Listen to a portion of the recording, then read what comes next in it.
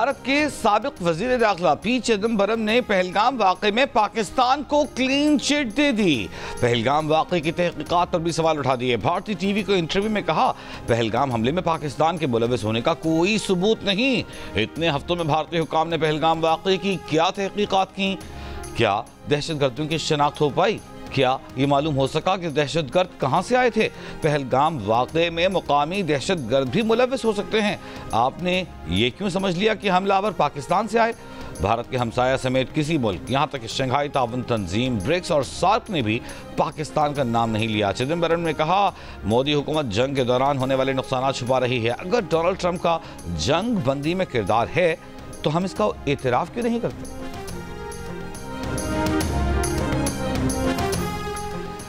भारत ने ऑपरेशन महादेव के नाम पर दोबारा जाली मुकाबले शुरू कर दिए। सिक्योरिटी ज़राए का कहना है कि भारत ने गैर कानूनी तौर पर ज़ेर हिरासत पाकिस्तानियों को जाली मुकाबले में इस्तेमाल करने का मंसूबा बनाया है। भारत ऑपरेशन महादेव की आड़ में मकबूजा कश्मीर में बढ़ती तहरीक आज़ादी को कुचलना चाहता है।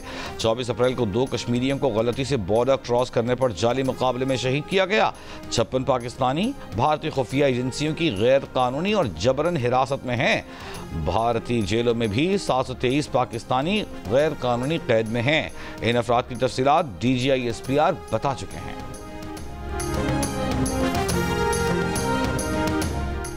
शहरी रहमान ने कहा है कि चिदम्बरम ने मोदी हुकूमत को आईना दिखा दिया है। भारत हमला आवरों की शनाख्त इसलिए छुपा रहा है कि वो भारत ही थे। भारत झूठे बयानी की वजह से शंघाई ताउन तंजीम इजलास में तन्हा रह गया। पाकिस्तानी पेशकश के बावजूद भारत को शफाफ तहकीकात से इसलिए खौफ है कि सच सामने आ जाएगा। ट्रंप 27 बार सीज फायर कराने की बात कर चुके। भारत सिर्फ इल्ज़ामात दोहरा रहा है। मोदी हुकूमत इल्ज़ामात की बजाय अंदरूनी नाकामियों का जायजा ले।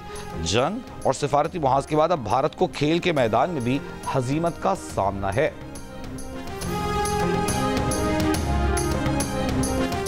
अवाम को मुकर्ररा कीमत पर चीनी फराहम करने के मुआहदे पर अमल दरामद कैसे कराया जाए? हुकूमत ने शुगर मिल्स एसोसिएशन के नुमाइंदों का इजलास आज तलब कर लिया। चीनी की एक्समिल कीमत 165 रुपये मुकर्रर होने के बाद कमिश्नर कराची ने चीनी की होलसेल कीमत 170 और रिटेल कीमत 173 रुपये मुकर्रर कर दी। लेकिन चीनी अब भी होलसेल में 174 जबकि रिटेल में 180 से 190 रुपये फी किलो मिल रही है।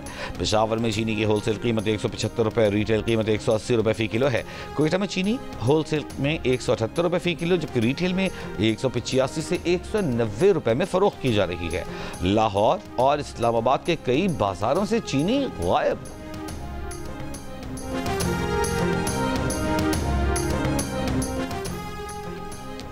शुगर मिल से चीनी खरीदने के लिए सेल्स टैक्स रजिस्ट्रेशन और NTN नंबर होना लाजमी करार। लोकल गवर्नमेंट सर्टिफिकेट और महकमा खुराक के रजिस्ट्रेशन सर्टिफिकेट के बगैर चीनी नहीं मिलेगी। शुगर मिल से चीनी की खरीदारी के लिए शुगर डीलर्स को ऑनलाइन रकम भिजवाना पड़ेगी। हुकूमत ने शुगर मिल से चीनी की खरीदारी के लिए शराइत आयद कर दी। ज़राए का कहना है कि शुगर डीलर्स और होलसेलर्स की बड़ी तादाद सेल्स टैक्स रजिस्ट्रेशन से महरूम है। इन शराइत के बायस बर वक्त खरीदारी न होने पर चीनी की फी किलो कीमत 200 रुपए तक पहुंच सकती है। रावलपिंडी में जरगे के हुक्म पर कत्ल, शादीशुदा खातून की कब्र कुशाई और पोस्टमार्टम मुकम्मल। फॉरेंसिक टीम ने मकतूला की लाश के नमूने भी हासिल कर लिए। गिरफ्तार मुल्जिमान ने कब्र की निशानदेही की। केस में गिरफ्तार 6 मुल्जिमान का 4 रोज़ा जिस्मानी रिमांड पुलिस की तहवील में दे दिया गया। जरगे के सरबराह असमतुल्लाह समेत केस में 8 अफराद गिरफ्तार हैं। नशहरो फेरोज के इलाके मोहब्बत डेरों में गुज़िश्ता रोज़ अगवा होने वाली लड़की के लाश घर के सामने से मिल गई। अहले खाना का दावा है कि लड़की को 2 हफ्ते कबल रिश्तेदार ने ज्यादती का निशाना बनाया। फरीकैन फैसले के लिए वडेरे के पास गए। फैसला होने तक लड़की को वडेरे के घर पर रखा गया। लड़की की नानी ने इल्ज़ाम आयद किया कि मुल्जिमान ने उसे वडेरे के घर से अगवा करने के बाद जहर देकर कत्ल कर दिया। सिविल अस्पताल कोंडियारो के मेडिकल सुपरिटेंडेंट के मुताबिक कल मुतासरा लड़की को बेहोशी की हालत में अस्पताल लाया गया। रिश्तेदारों ने बताया कि इसने जहरीली गोलियां खाई हैं। तबीयत बेहतर होने पर इसे गंबट अस्पताल रेफर किया। गुज़िश्ता रात लड़की को दोबारा अस्पताल लाया गया तो वो फौत हो चुकी थी। यहां एक अहम खबर आपको देंगे। भारत ने ऑपरेशन महादेव के नाम पर दोबारा जाली मुकाबले शुरू कर दिए हैं। सिक्योरिटी ज़राए का कहना है कि भारत ने नया मज़मूम फौजी मंसूबा ऑपरेशन महादेव शुरू कर दिया है। गैर कानूनी तौर पर हिरासत में मौजूद पाकिस्तानियों को जाली मुकाबलों में इस्तेमाल करने का भारतीय मंसूबा भी सामने आया है।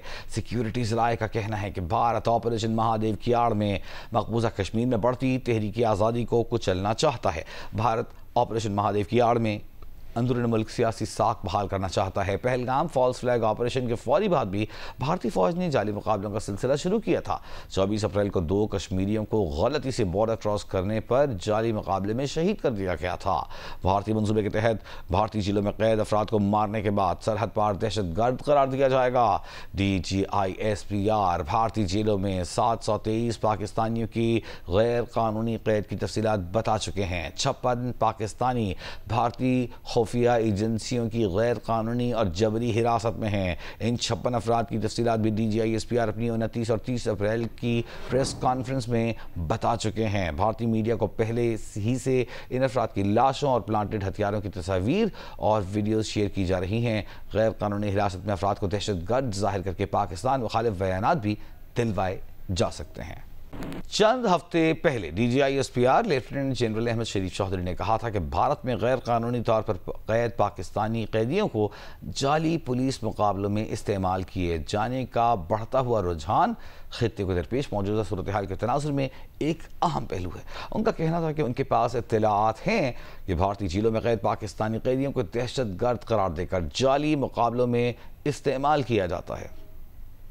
There is another important fact that needs to be considered in the situation that the region is facing today, and that is the phenomenon of the fake encounters using the illegally held Pakistani prisoners in India.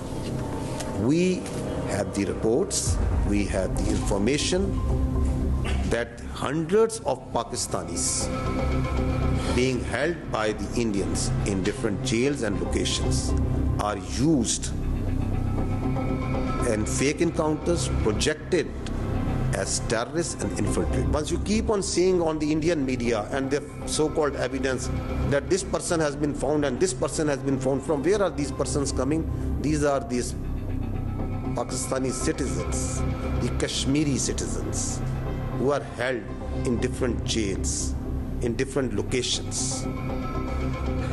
Like that poor boy Zia Mustafa and many other incidents that are on record, who are brought out of the jails, killed in fake encounters, tortured, forced to give confessional statements, posed as terrorists.